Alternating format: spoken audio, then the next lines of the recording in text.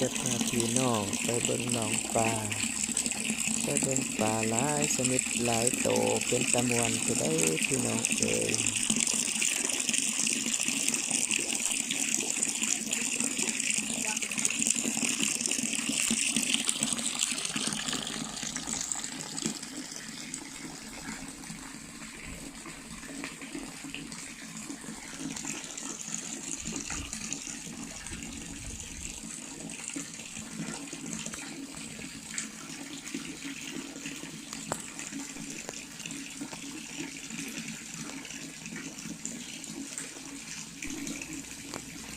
จักหน่อยเด้อจักหน่อยเบิ่งปลาขอตัวใหญ่ปลาขอตัวใหญ่เบิ่งน้ำกันเด้อพี่น้องเด้อ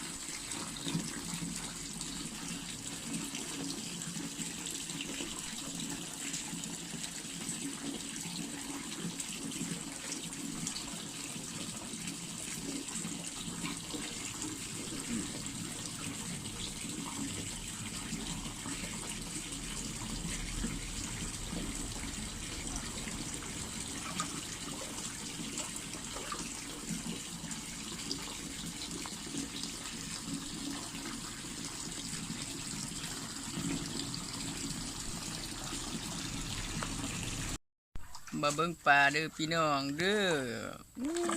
วู้ปลาดุกตัวเยอะปลาดุกตัวเยอะอู้ปุ่นอู้อู้อู้ปลาดุกตัวเยอะปลาดุกตัวเยอะ8 โมงพอเที่ยงบ่สิมาส่ง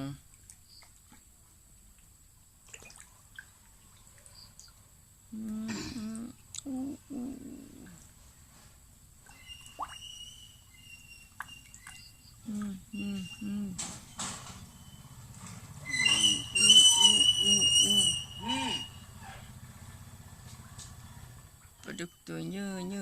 ปลาดุกตัวเยอะวัตถุอุปกรณ์เขาฝากนำรถแดงเงินน้ำแก๊สกาแฟถุงหนึ่ง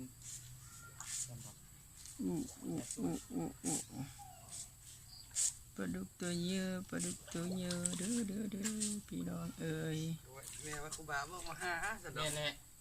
ฝากข้อให้แม่ว่าให้อายมาหาน้ำในเขาฝากนำให้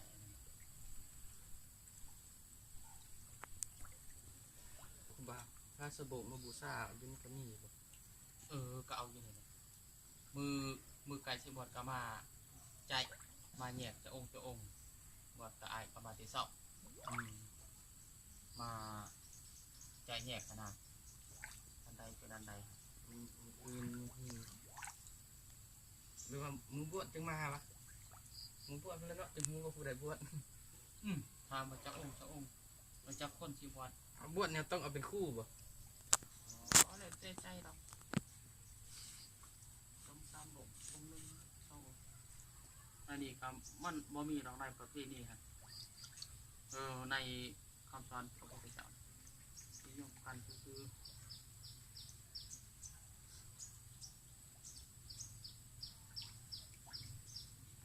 สิบวชจูงพ่อแม่ขึ้นสวรรค์ตอนเพิ่นยังเอาคำสอนพระพุทธเจ้าให้เพิ่นฟังนี่ว่าจูงพ่อจูงแม่ขึ้นสวรรค์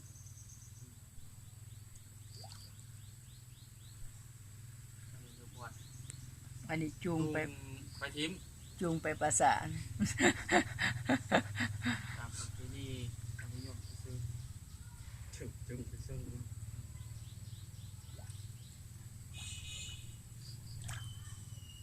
เพราะว่าความดีใจในตอนเป็นคน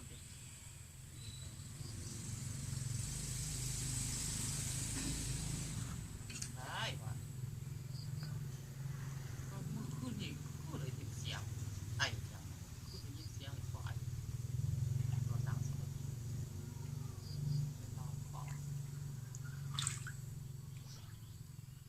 จื้อฮอดเสียงแล้วปุ่นคือแกเพราะว่าคนมาเห็นของต่างบ่เดี๋ยวให้คนเขาหน่อยคือบ่จื้อว่ะผู้ใดวะเขาโกงนี้มาเห็น3 คนก็คนก็พอเที่ยงเขาหน่อยบ่จื้อแต่ว่าตอนเฮ็ดหันเขาหน่อยอยู่เพิ่นก็มืดแต่ตอนมันแรงเพิ่นได้เมื่อคืนตักลูกดูนำแล้วเพิ่นบ่ยังเห็นบ่บัดออกไปมื้อ3มื้อเดียวโอ้ฮอด10 นาทีว่าอีโท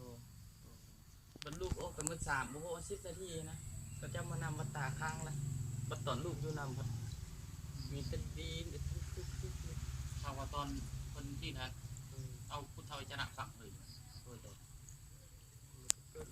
นี่เลยกระปูให้แต่ยังก็บ่ถือนะผู้ใดก็นั่นแหละรวบรวมสติแล้วก็บัดเพิ่นบ่อยากให้ลูกเห็นตอนเพิ่นมืดบ่เพราะว่าลูกออกไปมืดบัดนี้บ่ว่า10 นาทีมืดจังก็ก่อนอาการทุรนทุรายคนอันนั้นนี่ต้องว่าบทปฏิจจสมุปบาทอานาปานสติแล้วอาการของคนนี้ที่เบาบางลงรับโดยสงบเมื่อแบบรับอีลีทันฟัง50 ชั่วโมงในกำหนดขนาด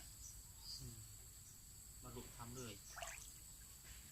เยอะปลาดุกตัวเยอะเชื่อบ่ได้ไปใส่